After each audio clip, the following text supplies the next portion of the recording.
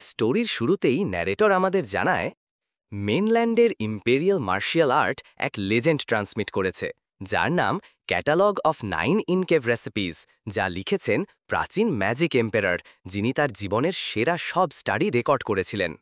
সেই প্রাচীন devil king এই কন্টিনেন্টের সবচেয়ে শক্তিশালী। তার সমস্ত জ্ঞানই এক বইয়ে সংকলিত ছিল, যা পরে পৃথিবীর বিভিন্ন জায়গায় ছড়িয়ে পড়ে। বুক অফ 9 সিক্রেটস। এই বইটা প্র্যাকটিস করলে তুমি পেতে পারবে হেভেন অ্যান্ড আর্থ রেলম, মানে স্বর্গলোক আর পৃথিবীর শক্তি তোমার হাতের মুঠোয়। এখন সেই বইটা ম্যাজিক এম্পেরারের হাতে। তারপর আমরা দেখি একজন লোক সিংহাসনে বসে আছে। সে আমাদের মেন ক্যারেক্টার, ম্যাজিক এম্পেরার জাও ইফান। ন্যারেটার আবার বলে, এই তথ্য লিক হয়ে গেছে, আর সেই কারণেই সে এখন সব মার্শিয়াল আর্টস এক্সপার্টদের টার্গেট। তারপর দেখতে পাই এক উড়ন্ত প্যালেস। অসংখ্য কাল্টিভেটার তাদের সোর্ডসের ওপর দাঁড়িয়ে দল বেঁধে সেই প্যালেসের দিকে এগিয়ে যাচ্ছে। প্যালেসের ভিতরে এক ছেলে দৌড়ে এসে জাও ইফানের কাছে হাঁটু গিরে বসে বলে, মাই লর্ড, এটা ভালো নয়, মাউন্টেন ট্রুপসকে ফাঁদে ফেলা হয়েছে, সবাই মারা গিয়েছে। আমরা তখন জানতে পারি ওই ছেলের নাম জাও চাং, জাও ইফানের ডিসাইপল। সে আরও বলে, আই অ্যাম ওয়ারিড, 7 এম্পেরার্স শীঘ্রই এখানে আসবে। জাও ইফান শান্ত স্বরে বলেন, ডোন্ট প্যানিক, 7 এম্পেরার্সও আমার শক্তির কাছে কিছু না। তারা আমার ট্রুপসকে হারাতে পেরেছে, এটা অবাক করার মতো। চল তাদের দেখে আসি। জাও ইফান প্যালেস থেকে বের হয়ে সামনে তাকালেন। হাজার হাজার কাল্টিভেটার দল বেঁধে দাঁড়িয়ে চিৎকার করছে, ম্যাজিক এম্পেরার, বুকটা হাতে দাও। জাও ইফান তীক্ষ্ণ হাসি দিয়ে বললেন, এরা কি এক ধরনের পোকা মাকড়, আমার সাথে লড়াই করার সাহস করে? বলতে বলতে তার পা আস্তে আস্তে মাটির থেকে উঠে যেতে লাগল। একজন কাল্টিভেটার চিৎকার করে বলল, সাবধান, সে আসছে। জাও ইফান লাইটনিংয়ের মতো গতিতে এগোতে লাগলেন। যাদের সামনে আসছেন সবাই মারলেন। কেউ চিৎকার করল, ম্যাজিক এম্পেরার জাও ইফান, তোমাকে ছাড়া দেব না। জাও ইফান হাসতে হাসতে বললেন, ও হা হা, অবশেষে এসেছ। তার পাশে দাঁড়িয়েছিল তার ডিসাইপল। জাও ইফান বললেন, 7 এম্পেরার্স।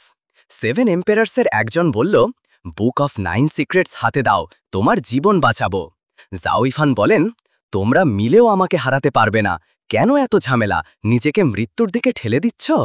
আরেকজন এম্পেরার প্রশ্ন করল, তুমি কি তোমার অবস্থা জানো? তুমি স্যাংচুয়ারির শত্রু। তুমি ভাবছ স্যাংচুয়ারিতে তোমার চাইতে কেউ শক্তিশালী নেই? আরেকজন বলল, ওই বইটা হলো এনশিয়েন্ট এম্পেরারের রেলিক, হোলি ল্যান্ডের নামে। এই কথা শুনে জাওচাং দ্রুত বলল, মাই লর্ড, এটা ভালো নয়, ও হলো হোলি ল্যান্ডের সবচেয়ে শক্তিশালী এম্পেরার। জাও ইফান ক্রোধে ফুঁসতে ফুঁসতে বললেন, হোলি ল্যান্ডের শত্রু হোক, আমি ওদের সবাই ধ্বংস করব। হঠাৎ একটি সোর্ড জাও ইফানের বুকের মাঝে ঢুকে যায়, আর তিনি অবাক। জাওচাং বলে, মাই লর্ড, এবার ছেনে দাও, তোমার বেলা শেষ। জাও ইফান অবাক হয়ে পিছনে ফিরে তার ডিসাইপেলের দিকে তাকিয়ে বলেন, তুমি বিশ্বাসঘাতক, তুমি কি বুক অফ 9 সিক্রেটস আর মাউন্টেন ট্রুপসের সব তথ্য লিক করেছ? জাও চাং। জাও ইফান আরও বলেন, তোমাকে ছোট থেকেই তুলেছি, শিখিয়েছি, কেন আমাকে এভাবে বিশ্বাসঘাতকতা করলি? জাও চাং ক্রিপি হাসি দিয়ে বলল, মাই লর্ড, তুমি আমার মাস্টার ঠিক, কিন্তু তুমি বুক অফ 9 সিক্রেটস একা ব্যবহার করতে পারো না। আমাকে তো ওই বই পড়তে দাওনি, মনে করেছিলে আমি চোর। রাগে ফুঁসতে ফুঁসতে জাও ইফান বলেন, এই কারণেই তুমি বিশ্বাসঘাতকতা করেছ? জাও চাং সোর্টটা জাও ইফানের শরীর থেকে বার করে বলল, যাই বলো, আমার ব্যাপারে কি ভাবো, কিন্তু এখন বুঝে রেখো, তুমি পালাতে পারবে না মাই লর্ড। মনে আছে তুমি আমায় এইটা শিখিয়েছিলে। এই অথায় জাও ইফান একটা ঠান্ডা হাসি দিলেন। জাও চ্যাং, ছোট থেকে আমি তোমায় শিখিয়েছি, কিন্তু তুমি এতই চিন্তিত আর সংকীর্ণ মনা যে এই জগতে বিশ্বাস করার মতো কেউ তোমার নেই। তারপর সে পাগলের মতো হাসতে হাসতে বলল, দারুণ, এখন আমি বুক অফ 9 সিক্রেটস নিজেকেই সঙ্গে নিয়ে ধ্বংস করব, যেন কেউ পায় না। 7 এম্পারার্স সবাই একসাথে চিৎকার করল, এটা খারাপ, সে নিজেকে ধ্বংস করতে চায়। তারপর আমরা দেখি জাও ইফান নিজেকে ধ্বংস করল, চারদিকে বিস্তৃত আলোর ছটা ছড়িয়ে পড়ল। সিন বদলে গেল, আকাশে এক আত্মা উঠছে, নিচে জঙ্গলের মধ্যে অনেক লোক মৃত পড়ে আছে, কেউ কেউ মারা গেছে। তাদের মধ্যে একটি ছেলের দেহ হয়তো মৃত্যুর খুব কাছাকাছি। আকাশে ওরা আত্মা সেই ছেলের শরীরে প্রবেশ করল। এটাই আমাদের মেন চরিত্র। জাও ইয়েফানের আত্মা যখন ওই ছেলের শরীরে ঢুকে গেল তখন তার চোখ খুলল, হাত পা নেড়েচেড়ে বলল, দিস ইজ মাই বডি নাও। আমি ভাবতেও পারিনি এই ছেলের শরীরে পুনর্জন্ম পাব। হঠাৎ পেছন থেকে আওয়াজ পেয়ে সে ঘুরে দেখল, ঘাসের আড়াল থেকে 2 চোখ তার দিকে তাকিয়ে আছে। আমরা দেখি 2টা ডিমনিক বিস্ট যারা জাও ইফানের দিকে ধেয়ে আসছে। জাও ইফান হতবাক, বুঝতে পারল সে একাই জঙ্গলের মধ্যে পড়ে আছে। হঠাৎ তার পাশের আহত একজন লোককে দেখতে পায়। লোকটি জাও ইফানের দিকে তাকিয়ে কষ্ট করে বলে, আহ জো ফান, প্লিজ সেভ মি। এই কথা শুনে জাও ইফান মনে মনে বলল, এটা অবশ্যই ওই ছেলেটার পরিচিত কেউ। ভালো, তার পাওয়ার সেকেন্ড লেয়ারে আছে, এটা কাজে লাগানো যাবে। আমি তার পাওয়ার অ্যাবজর্ব করব। হঠাৎ জাও ইউফান লোকটার মুখের ওপর শক্ত করে হাত রাখে।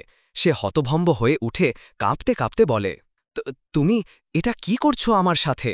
তখন সে জাও ইউফানের চোখের দিকে ভালো করে তাকায় আর আতঙ্কিত হয়ে চিৎকার করে ওঠে, তুমি জুওফান না? তুই কে? জাও ইউফান চোখে এক ভয়ঙ্কর ডিমনিক ঝলক নিয়ে ধীরে ধীরে বলে, তুই ঠিকই ধরেছিস, আমি জুওফান না, আমি হচ্ছি ম্যাজিক এম্পেরার জাও ইফান। তারপর সে লোকটার মুখে হাত রেখে ঠান্ডা স্বরে বলে ওঠে, 9 সিক্রেট টেকনিক, ড্রেন টাচ। হঠাৎ এক হৃদয় বিদারক আর্তনাদ ভেসে আসে। লোকটার আত্মা আর শক্তি ধীরে ধীরে জাও ইফানের মধ্যে টেনে নেওয়া হচ্ছিল। এভাবেই ভয়াল এক রাত শেষ হয়। নতুন দিনের আলোয় দেখা যায় জাও ইফান মাটিতে বসে কাল্টিভেট করছে, চোখ বন্ধ, দেহ ধীর আর ঠোঁটে একাগ্রতায় ভরা উচ্চারণ। বুক অফ 9 সিক্রেটসে লেখা আছে, ড্রেন টাচ। এটা হল ডেভিল কাল্টিভেশনের সবচেয়ে হাইয়েস্ট টেকনিক। এই আর্ট আত্মা আর শক্তি টেনে নিজের ভিতর নেয়ার ক্ষমতা রাখে, কিন্তু একে পুরোপুরি ব্যবহার করতে হলে পরিশ্রম করে আত্মার অবচেতনতা পর্যন্ত পৌঁছাতে হয়, না হলে রিজেকশন হবে। পাশেই পড়েছিল মৃতদেহটা, পুরো শক্তি শুষে নেওয়া হয়েছে। জো ইফান ধীরে ধীরে দাঁড়িয়ে পড়ে, তারপর ঠান্ডা গলায় বলে ওঠে, প্রথমে পাওয়ার জাগিয়ে তুলতে হয়, তারপর অ্যাবসর্ব করা যায় পুরোপুরি।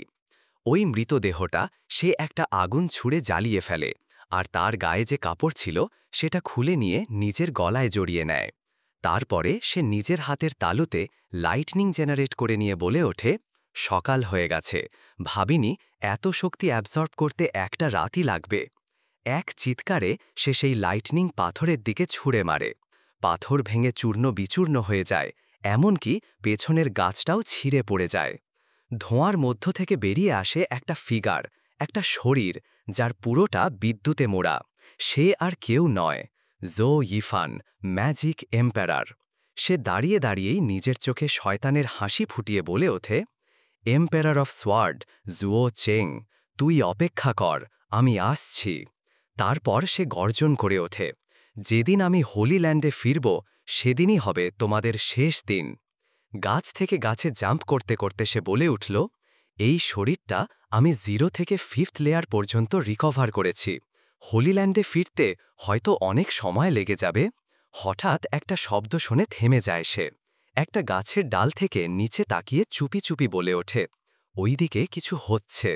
সে দেখল একদল লোক কিছু মানুষকে ঘিরে রেখেছে। কেউ একজন চিৎকার করে বলছে, সান ফ্যামিলি, তোমরা বিশ্বাসঘাতক, আমাদের ধোঁকা দিয়েছ। এই কথাগুলো যিনি বললেন তিনি হলেন পং টংলিং, লুও ফ্যামিলির হেড গার্ডিয়ান। অন্যদিকে দাঁড়িয়ে থাকা লোকটার মাথায় ছিল একটা নীল টুপি। সে বলল, পং টংলিং, আমি তোমায় অনেকবার বলেছি, এখনকার পরিস্থিতি বুঝে চলো, আমরা তো বহু বছর একসাথে কাজ করেছি। সে হল সান গুয়ানজিয়া, লুও ফ্যামিলির এক সময়কার দাস। এই মুহূর্তে লুও ফ্যামিলির ইয়াং মাস্টার এগিয়ে এসে গর্জে উঠল, সান গুয়ানজিয়া, হুই লংজাং আমাদের লুও ফ্যামিলির উত্তরাধিকার মার্শিয়াল আর্ট, তুমি এটা কেড়ে নিতে পারো না। তখন পাশে দাঁড়ানো ইয়াং মিস বলে উঠল, আমরা মরেও এটা তোমাদের দেব না। ইয়াং মাস্টার বলল, সিস্টার, তুমি থামাও না, আমি এই বিশ্বাসঘাতকদের আজ শেষ করে দেব। জো ইফান এক গাছের ডালে বসে সব দেখছিল আর মনের মধ্যে মনে মনে বলল, আহা, তাই তো, লুও ফ্যামিলি ঝামেলায় পড়েছে। তাদের সাথে নিশ্চয়ই ব্যান্ডিটসের লড়াই চলছে। ব্যান্ডিটস আর লুও ফ্যামিলি, এই নাম শুনে কেন জানি কেমন একটা অনুভূতি হচ্ছে। তার চোখ একটু সরু হয়ে আসে। এই ফ্যামিলির সাথে আমার কিছু সম্পর্ক আছে নাকি? উফ, থাক, এখান থেকে চলে যাওয়াই ভালো। এই বলেই সে জাম্প করে চলে যাচ্ছিল। হঠাৎ তার বুকের বাম পাশে এক অদ্ভুত ব্যথা অনুভব হয়। সে মাটিতে পড়ে যায়, বুক চেপে ধরে। এই আমার সাথে কি হচ্ছে? হঠাৎ তার চোখে এক বিশ্বাস করবি হিংস্র দৃষ্টি আসে। সে তার সোয়ার্ডটা হাতে তুলে নেয় আর তৎক্ষণাৎ পেছনে ঘুরে দাঁড়ায়, যেন কেউ তাকে আক্রমণ করতে আসছে, আর সে প্রস্তুত শেষ নিঃশ্বাস পর্যন্ত লড়ে যাওয়ার জন্য।